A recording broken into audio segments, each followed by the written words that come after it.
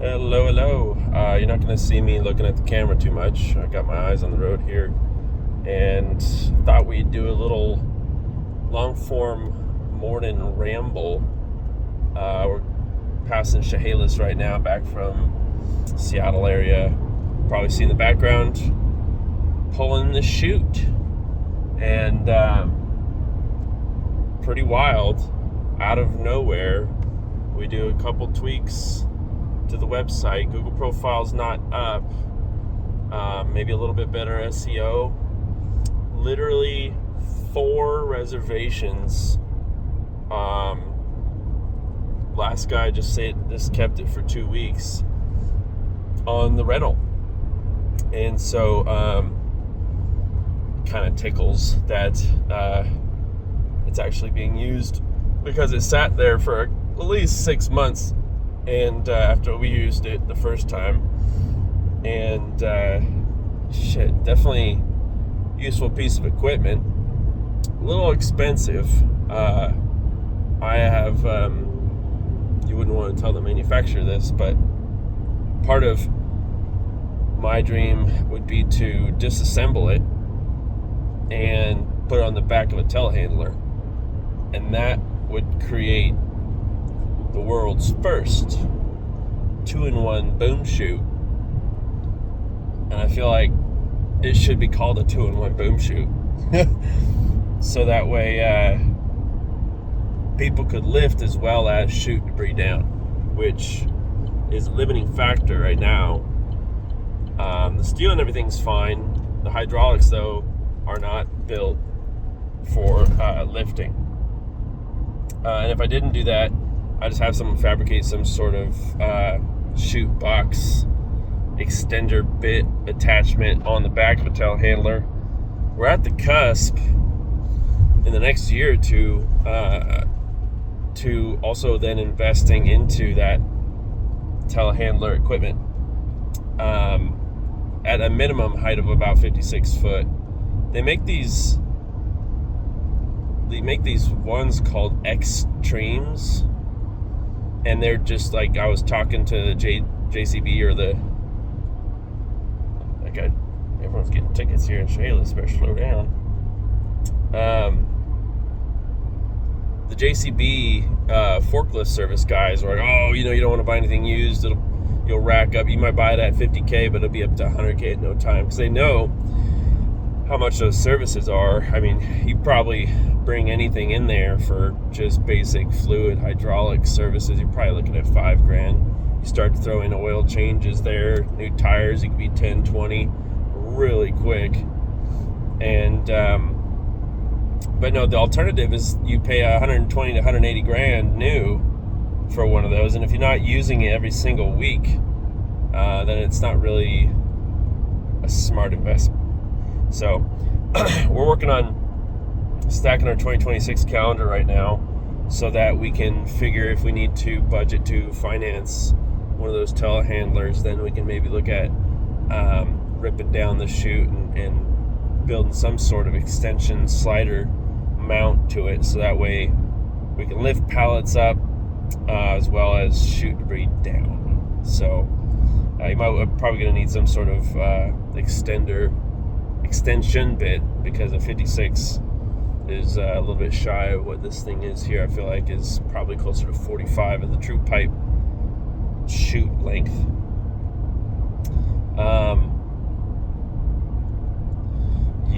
So we've got a pretty wild finish to the summer coming up. We just got back from Boise this last weekend. I went to go see some friends out in Eastern Oregon. Kind of got tweaked on his boat, just in terms of like thrashed. My own doing, just my own inability to completely rock and roll on the board. But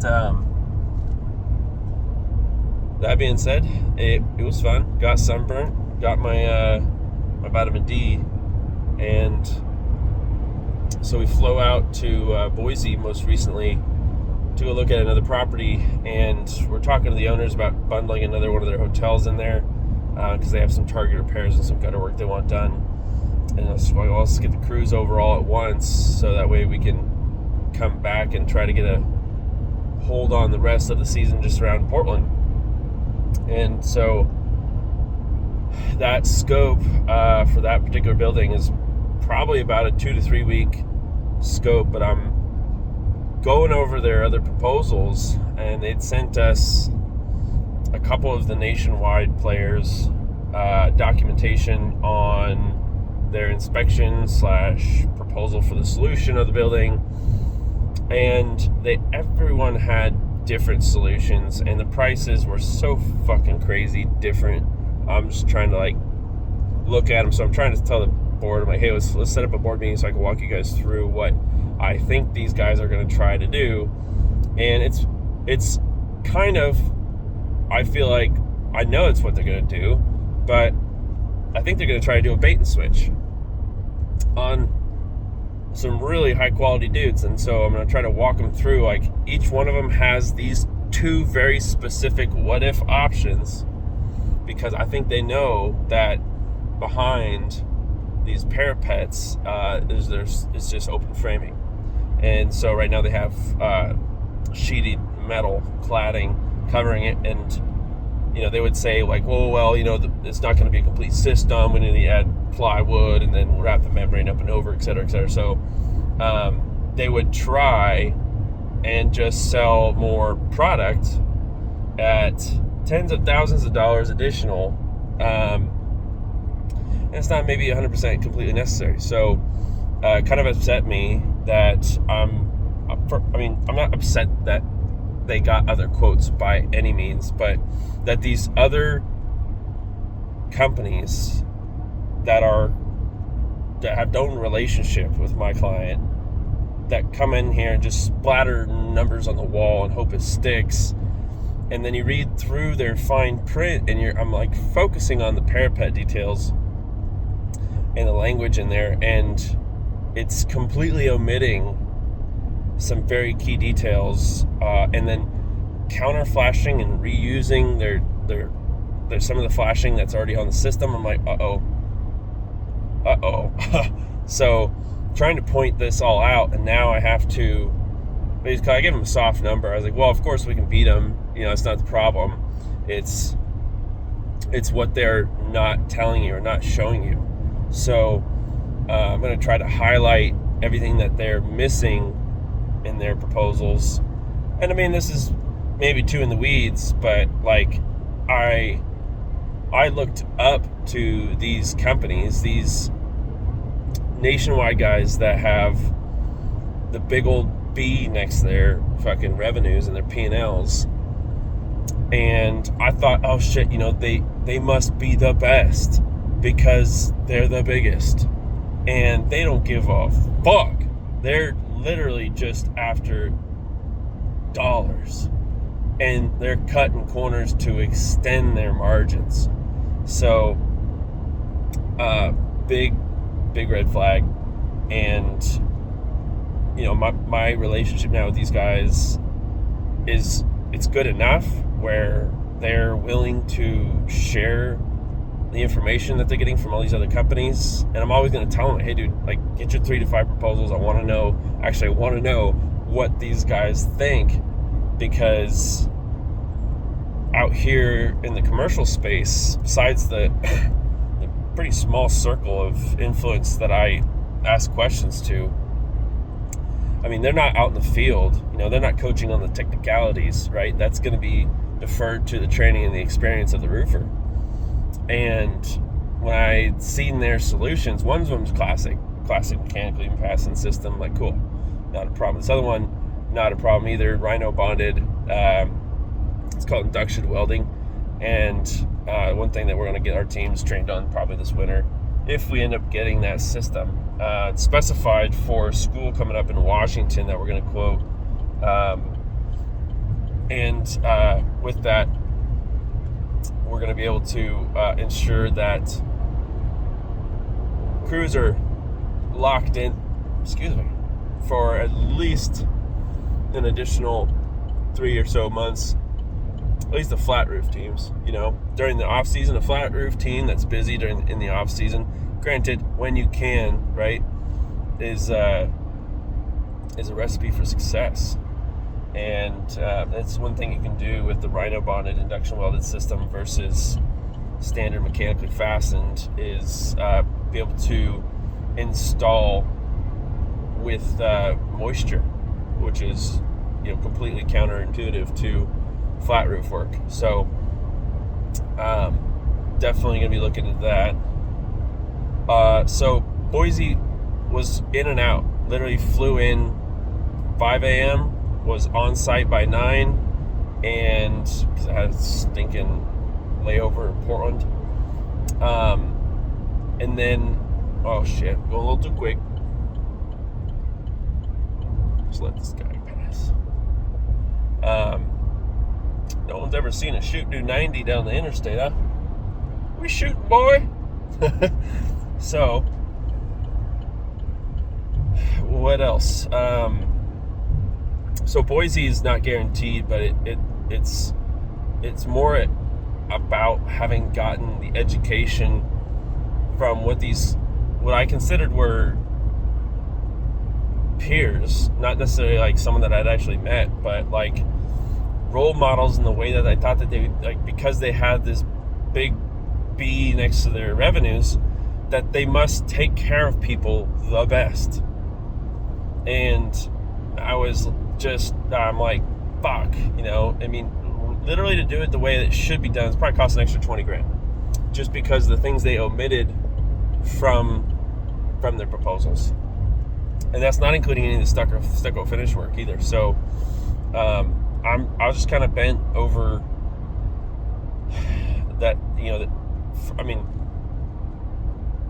I can guess that like the person who was doing the inspection of the proposal, the estimator, was probably just looking at the project as another project, because they're a nationwide brand, multiple of these guys. They probably have like an estimation department, and then the people that do this, now I could be wrong, they take the information from the field, they combine it with internal measurements and everything else they got pictures and documentation of, and all these people do is just crank out proposals. I mean, if I was a nationwide company, I would centralize my estimation for consistency, so that way we were pumping out consistently accurate, detailed proposals on properties that we could stand by years down the road, because we know that everyone's not in the same part of the journey where a roof is maybe not on its last legs, and we can kick the can down the road, extend the life a little bit, and then when it is time, we have all that documentation ready. But I mean, this is like a 10-year dream, that if flow was to touch coast to coast, I wouldn't do it alone, right? So I have a dinner, I guess now it's moved to a lunch this Friday to talk to a gentleman. I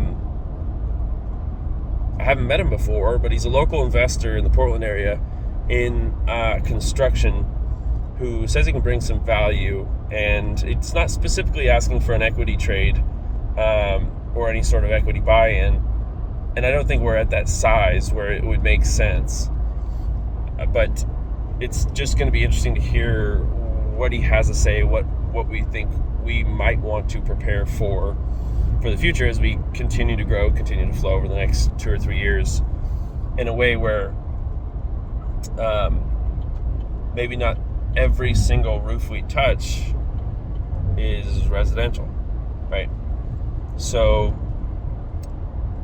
residential roofing for us this year is down, which is a little bit of a shocker. We had thought, it would double every year, and we might be lucky to do the same as we did in 2024. And that's not a bad thing. I tell my sister, hey, everything happens for a reason. This is a blessing in disguise. And it truly is, because if we did not slow down resi, even though it's still, we're at capacity with residential, which is, I say it's not growing, but we're not shrinking. We're at capacity with the teams we have, and we're bringing on possibly another in-house team, but I'm hesitating it being the tail end of the season, but I know we're going to need some help for repairs and some smaller stuff this coming winter. Emergency stuff, really. And then you have the relationship for 2026, right, where you got your fourth, and then we can find our fifth, sixth, seventh, eighth, possibly in-house teams, get them trained up, and then we're truly flowing. And where I'm at though with the whole nationwide growth is that there are benchmarks. That's a pipe dream, right? And every entrepreneur will tell you it doesn't happen overnight. And I think that where a lot, who cares what I think, right? But this is just my autobiography here. I'm just kind of downloading.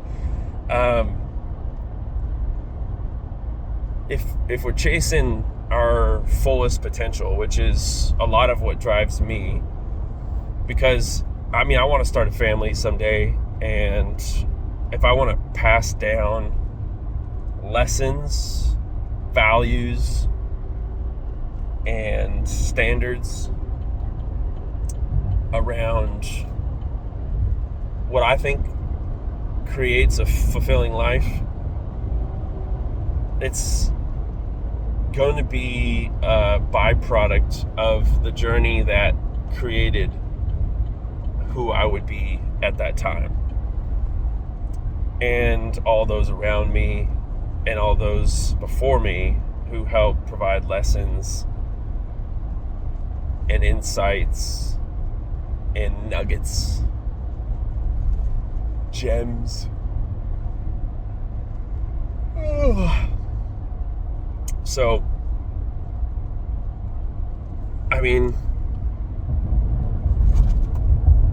we'll look back on these videos and be like, he didn't even know what was coming, because I don't really. But what's nice is that I can try to be prepared, because chance favors the prepared.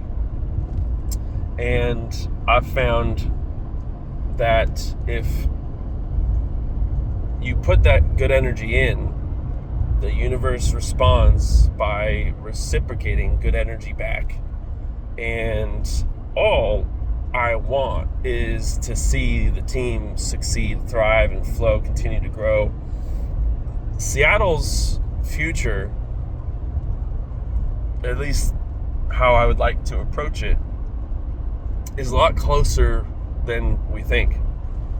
I think I've been saving up, but I think we'll finally get our first forklift, which is a huge for me, like, that shit's 10 grand used. I'm not gonna buy, I guess I could buy new, but I feel like, maybe the depreciation, I'll talk to the accountant, see what it says.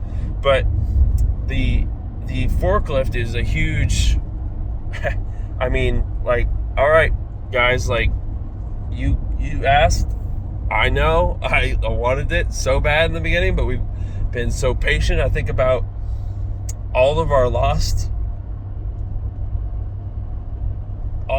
back pains. Rest in peace. All those pallets of return materials stacked by hand over the previous 8 years. Oh, the coils, those 250-pound plus metal gutter coils loaded by hand. Gone are the days. So hopefully this shit doesn't make us soft. That's why I'm like, well, obviously you got to get the right tools for the job, and roofing is so fucking heavy. If you don't have a forklift, like, are you even in business? But it's gonna help a lot, because I want to get a big enough one, probably 10, 12K even, that can move some Connex boxes, and we could be starting to develop the art a little bit, build some extra storage out and about. So baby steps. The shop is over 3 times the overhead that we had previously, and I'll say that it's worth every fucking penny. to have a place where the people, the team now feel like they have a place they work at, whereas before we had that little shop tucked away in the corner, the nook of the Northwest industrial area. And I mean, it served its purpose, right? Like, we were aggressively patient to find a shop location that fit our need. And initially too, I was only interested in the lot across the street, and the realtor was like, oh yeah, well, you know, that building's vacant too. I'm like, hold on here, what do you mean it's vacant? So it works out because, you know, we're not heavy on bulk purchasing yet. We're going to have some heavy orders coming in the next couple months, but we'll talk about that a little later. The idea is that, no, I'm going to switch arms because I'm cramping up. The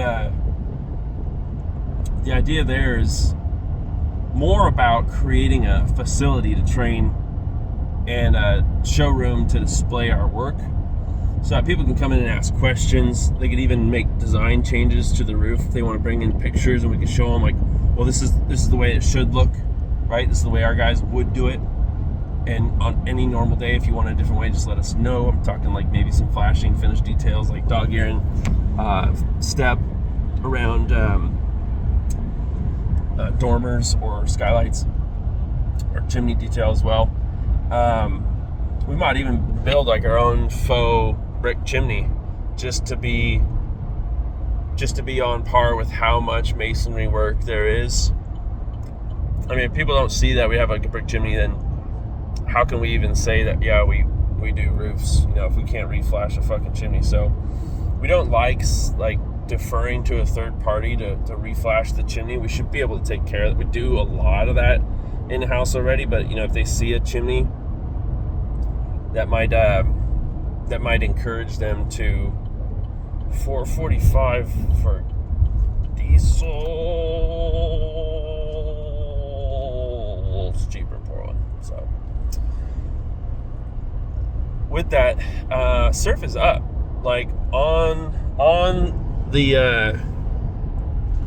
flip side, surf yesterday irritated me. I had to go to flipping Seattle Pickett's trailer and like itching because the waves are, period's not good, but apparently it glassed out at like a 6-foot session yesterday afternoon. I'm not like thinking about with the heat and everything. I'm from the coast. I know that is probably a socked in foggy 6 foot. Even though it might be glassy, there's not as many glassy 6-foot sunset sessions as one would hope.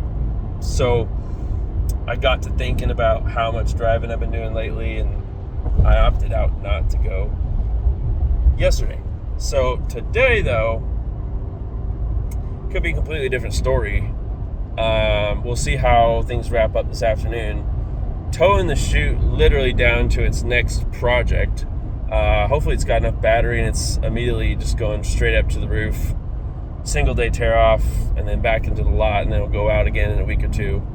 And the guy wants in October. We're going to need it almost, I want to say we're going to need it every single month for the next 6 to 9 months.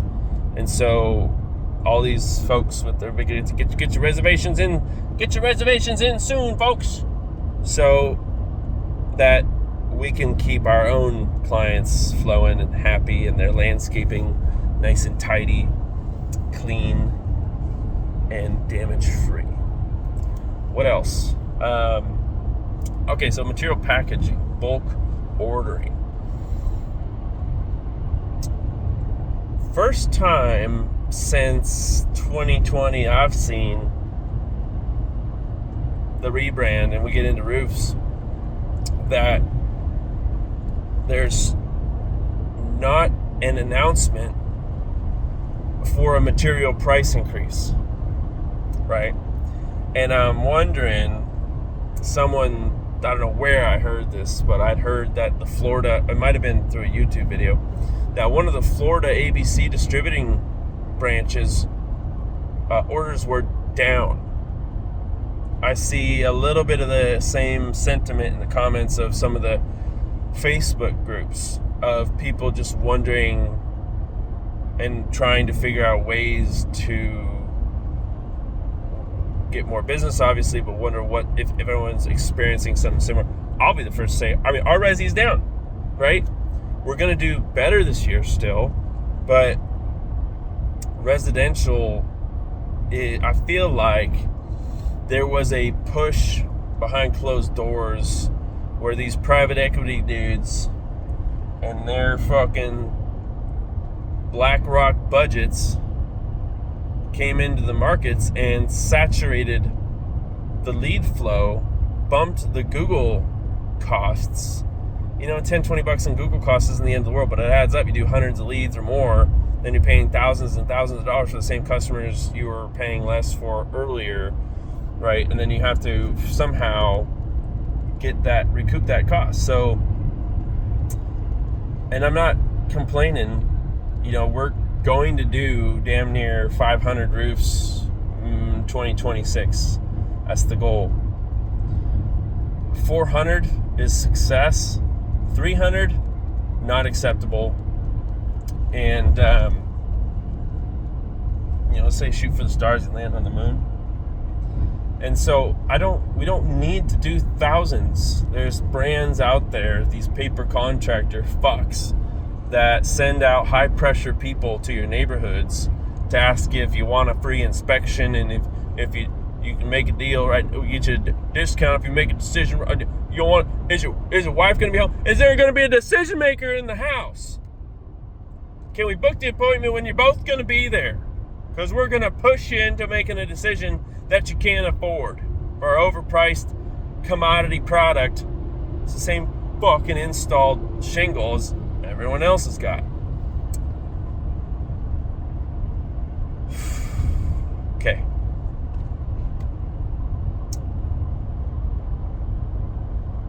I know there's companies out there that are doing 2,000 to 5,000 plus homes per year in a single region.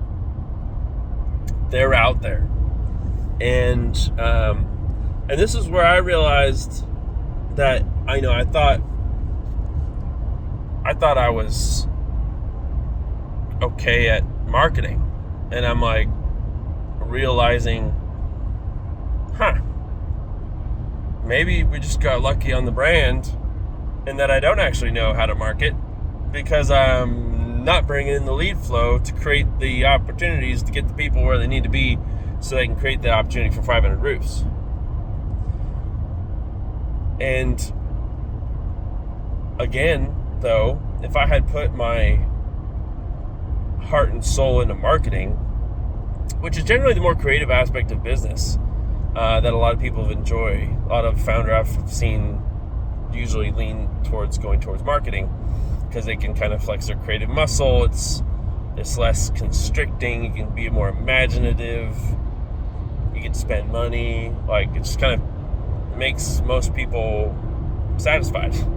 So I guess I would say that maybe I'd rate myself like an 8 out of 10 before 2025, and now after a season like this, I'm like,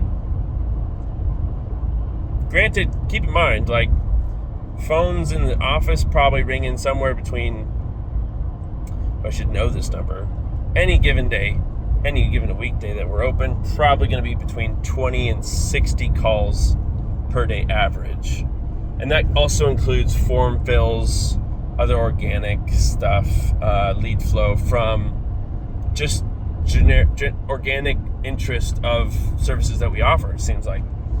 And I mean, I'm very conservative on the budget for where we put marketing dollars because I'm not doing a great job tracking where all that ROI is going to be coming from. So generally, Alex and Mosey, a lot of these other guys will talk about ROAS and return on ad spend, so you can get an average cost per customer acquisition. Oh, dude's cuffed up. Jeez, Washington cops are going hard today.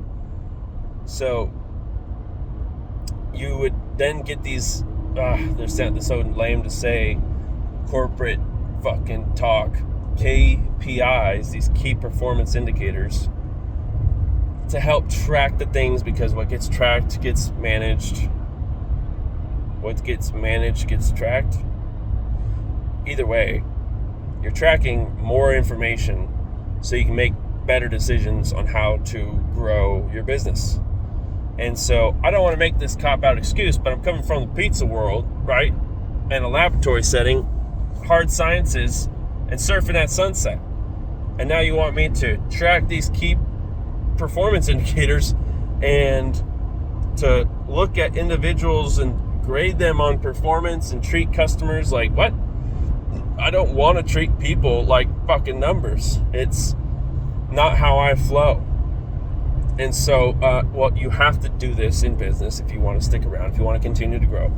So this is why you have an amazing sister who has an amazing team with her, so that they can focus on what they need to help make better decisions and grow, right? And so I'm going to be sending out my sister to hopefully Layla Hermosi's training, ideally this fall, where she can go and learn about the more hardcore admin aspect of hyper growth business development, not B2B, just internal business development to grow from where we're at to where we want to go.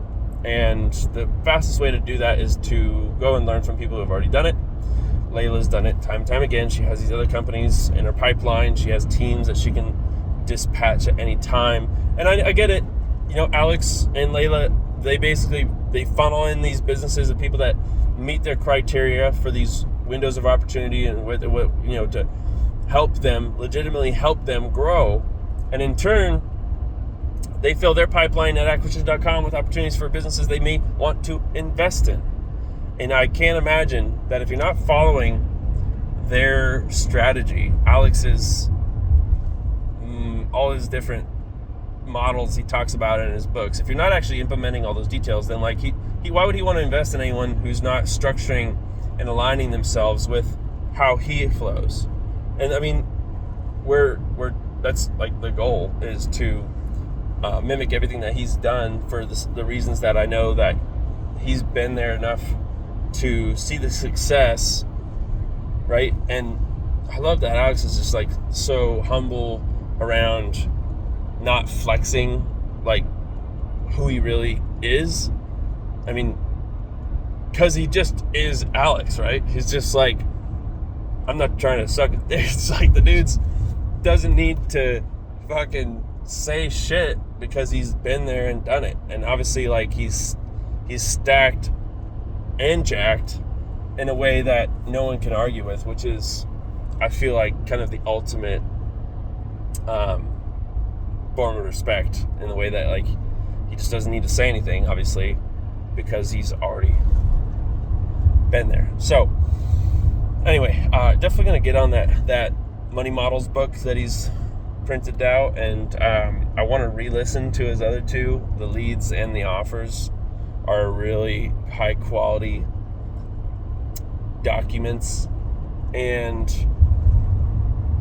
then also just figure out. So one of my biggest goals over the next 6 months, as we turn and close this chapter, I would say August is the last month of summer, right?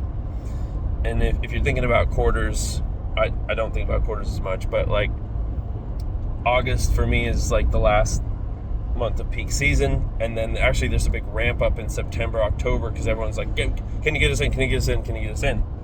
And so September can be actually one of the busiest months, and this year is going to be one of the busiest months ever.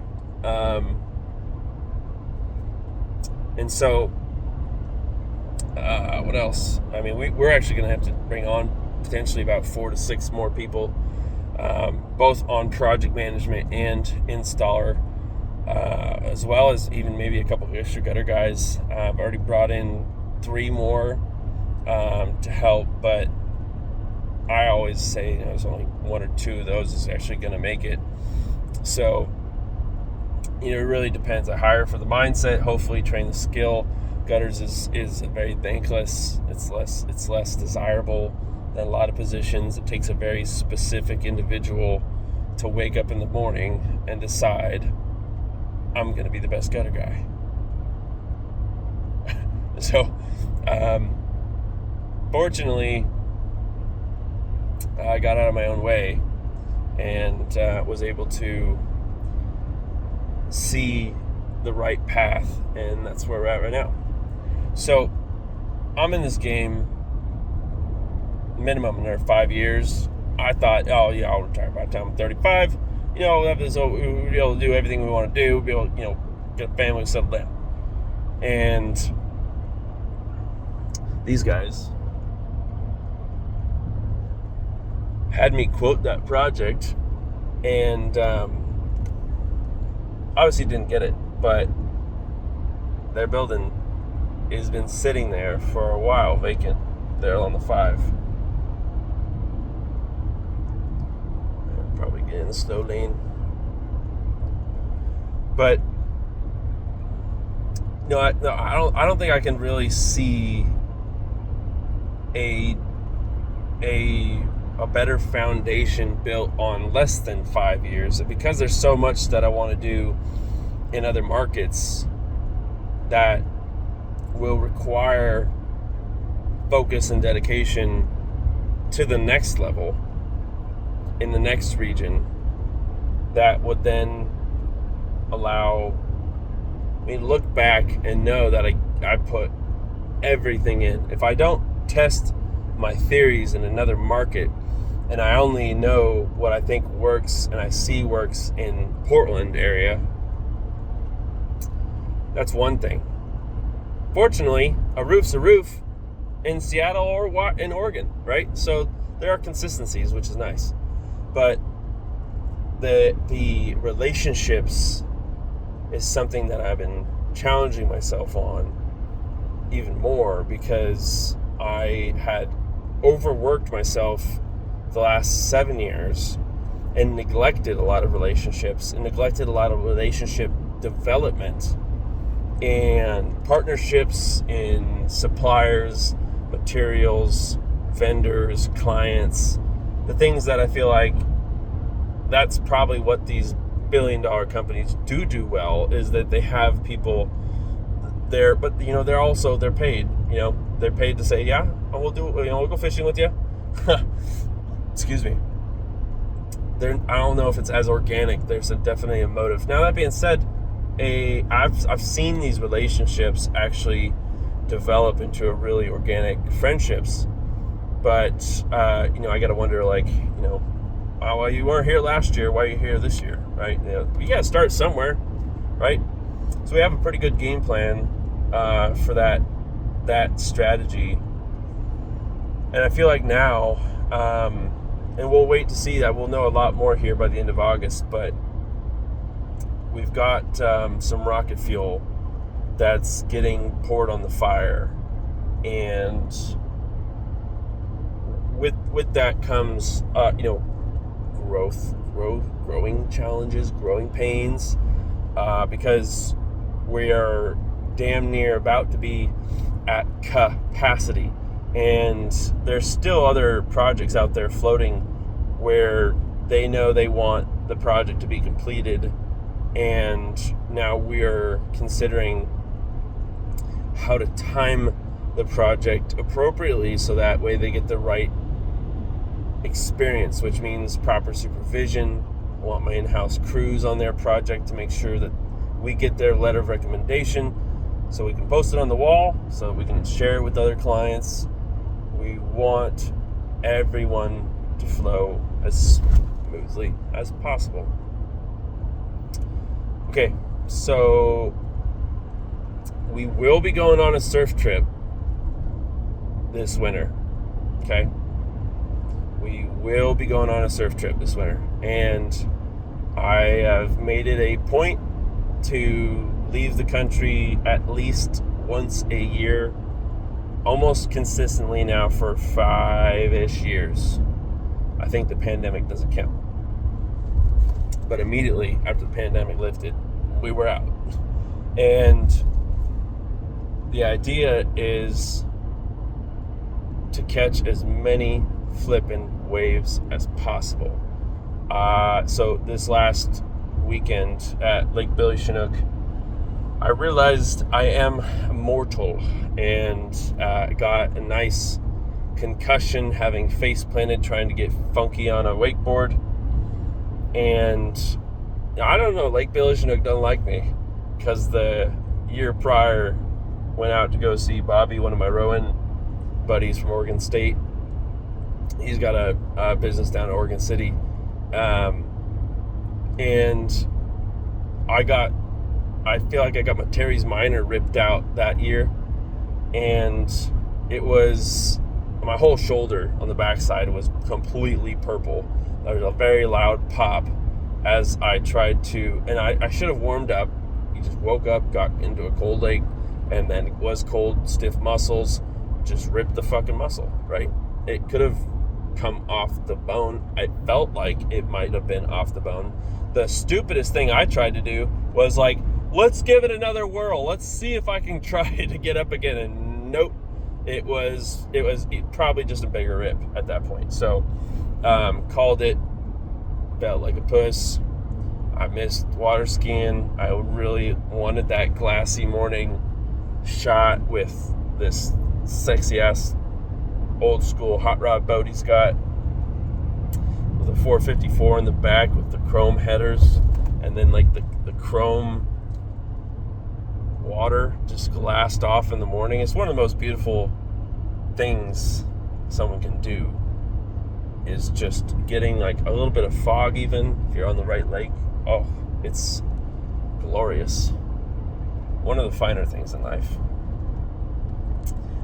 Next to catching an oil slicked morning glass off session somewhere on a hopefully an uncrowded beach.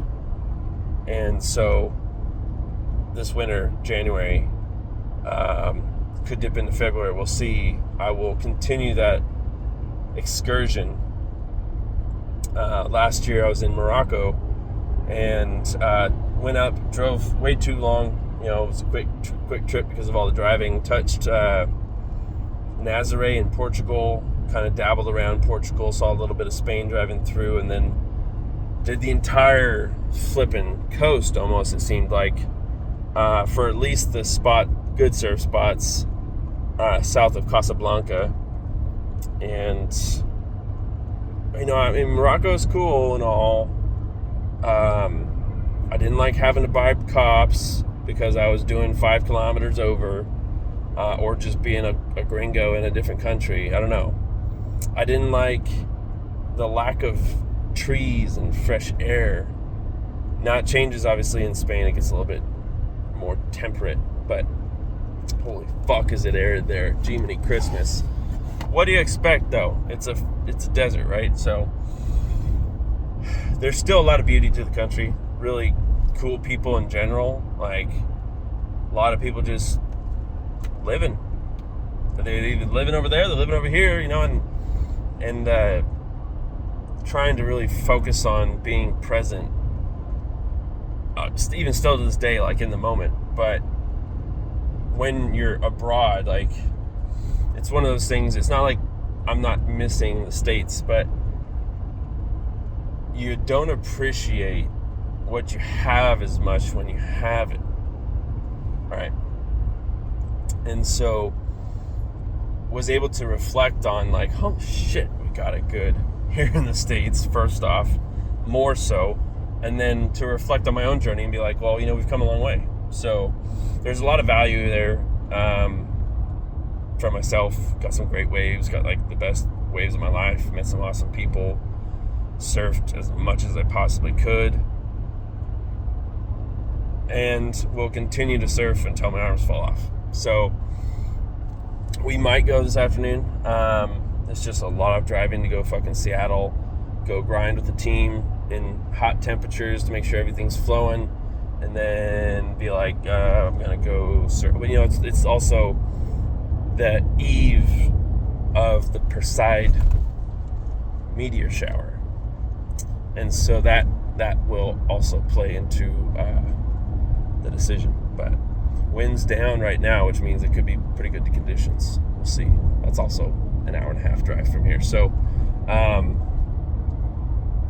what else? I made a list. I don't know, it doesn't do this where I can flip between the camera and the list, but I have a list of topics that I had written down to be able to put like a note card at some point, jump back in the office, and we can continue the conversation. But there's a lot of updates flowing. So we've been found out, which was not supposed to happen for a fairly large project, in that the GC originally came to us and said, and the problem with that relationship is that the GC would say, and I would never follow up with something in writing, which sucks. And so this old school boomer GC likes to call the shots, and I let him run his mouth and do what he needs to do to make himself feel good. He will conveniently forget the conversations that we've had, to the point now where I no longer trust his word. And that relationship is worth a lot of projects. But I now realize who I'm dealing with, to the point where I'm talking to some other people and I'm letting them know my thoughts and concerns, because I don't believe there's a very high degree of weight put on, that's not properly said, but there's not a lot of weight put on the spoken word. And so because of that, and this has now happened 2 times, it was the second time, and I really realized, okay, that's how it's going to be.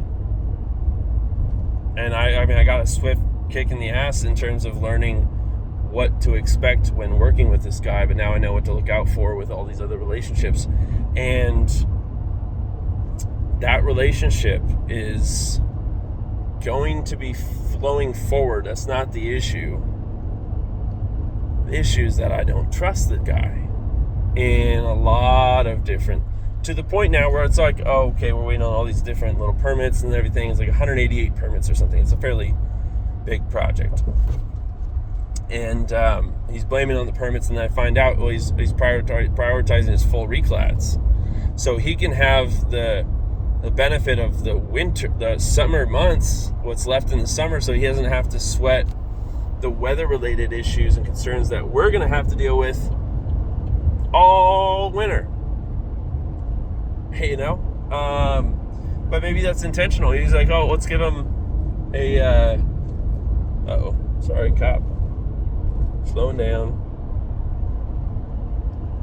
Gee, it's like 6 cops and 20 miles.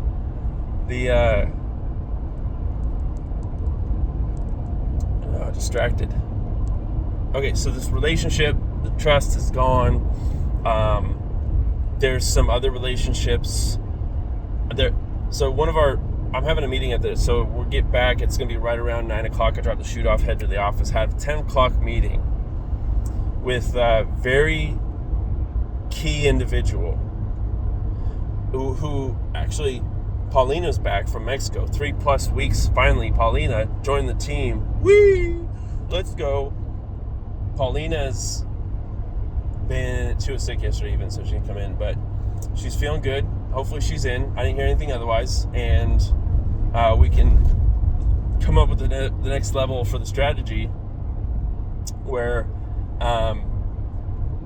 we've got a list of to-dos, and so she's going to be so critical in playing that part.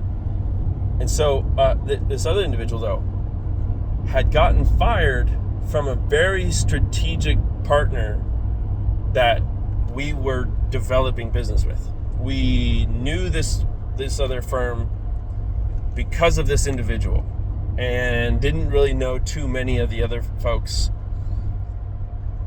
in the firm, unless that individual was attached to the firm. Anyway, word got out. She got fired. And I go, hey, do you want to grab lunch? Do you want to go grab lunch? And like, we go shoot the shit. And so me and my sister, we're talking for 3 hours. And she's coming to the shop here this morning to kind of see if this fits what she wants to do. And, the thing is, I'm not necessarily, she obviously is skillful and experienced and has a great legacy in the Pacific Northwest area, which is awesome. But her relationships that she has, everyone, when she was fired, was like, what the fuck are they doing? They don't understand what you're doing. Now, I talked to other business owners and they were like, well, there's got to be a reason why people don't just let good people go when they're bringing that much value in. I get it. I think there's some other shit, but I know what this lady brings to the table. And I said, sister, I need to ask her if she wants to work with us. And so she's coming in and hopefully giving a final answer here soon, because we've got some work to do. And this person is truly a textbook connector. And in the commercial space, it's not a transaction. There's definitely questions and interest around value, around logistics, safety, all these basic things in roofing. But the relationship is what will get it across the finish line, or make it a no-brainer, right? Or open doors that were not normally open to you, okay? And so I don't want to say we have the connector yet, but we are so close to joining forces with someone, a superhero at their profession. And the relationships that they have are the people that are like, what happened? Why did they let you go? That know that one door closes and another one will open for better opportunities. It's and she's so pure, a superhero. So she's considering going with the flow. Keep you updated. This person could literally bring in a lot of opportunities. And I'm not talking about a downspout swap, which low-key, side note, is how we acquired one of our biggest clients on saying yes to a $100 downspout repair. And we're going to get out. We're getting a slow lane here. Everyone's trying to pass.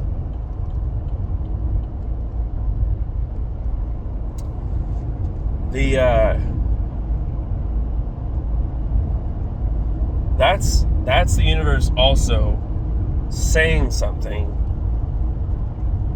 pushing us towards connection, support, and community when an individual gets ostracized. And I'm realizing this as we've created this organization where the team is so fucking vital. The team chemistry, the team's vibe. So we're trying to go rafting.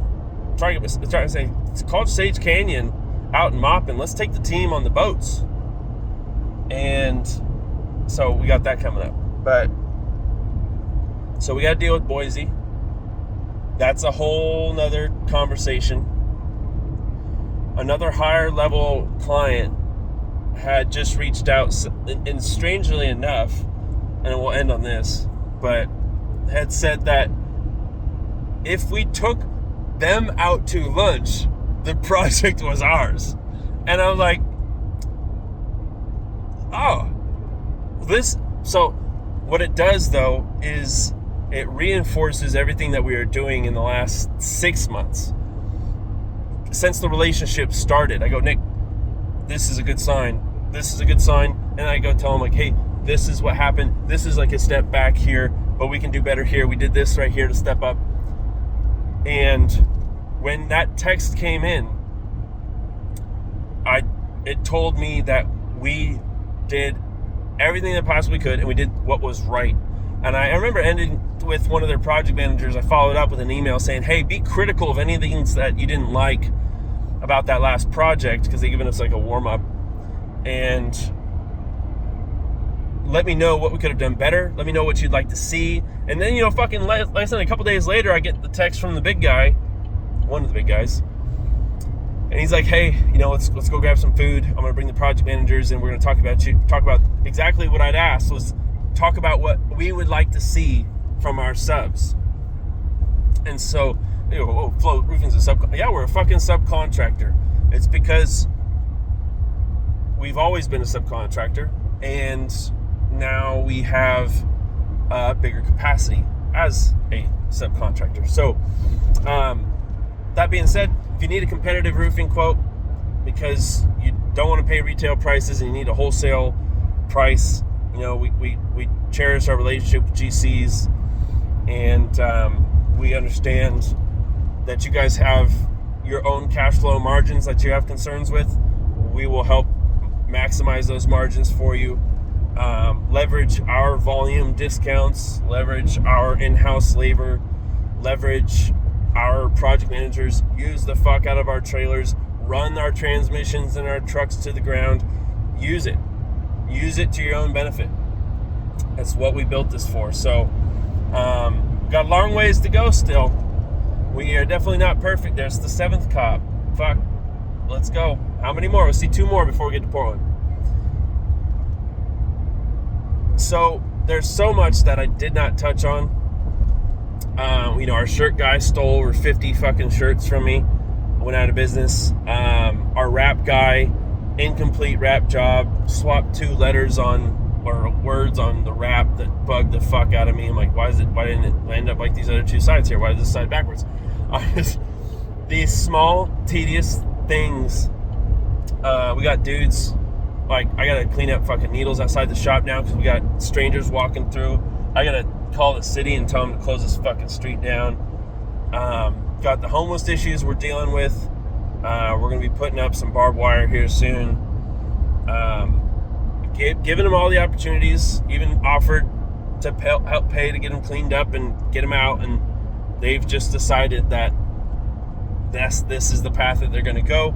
And so I'm not gonna get physical with them, but like I'm gonna shut you off in your access. You're no longer gonna be able to access this area. So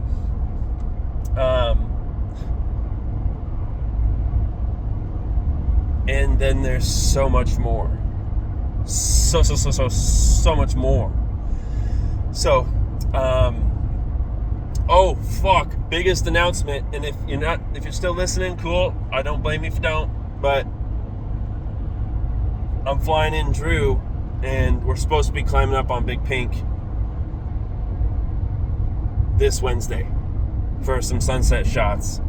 I wasn't going to tell anyone, and we're not going to tell anyone what it's for, but it's another one of those stars aligned opportunities, and we shot for it. The fucking arrow landed on the target, and we're going to go in, once in a lifetime opportunity, develop relationships, have many, many huge plans around that. So if you see a guy on top of Big Pink, don't call 911. He's not going to jump because he can fly. And we'll catch you on the next one. Ciao.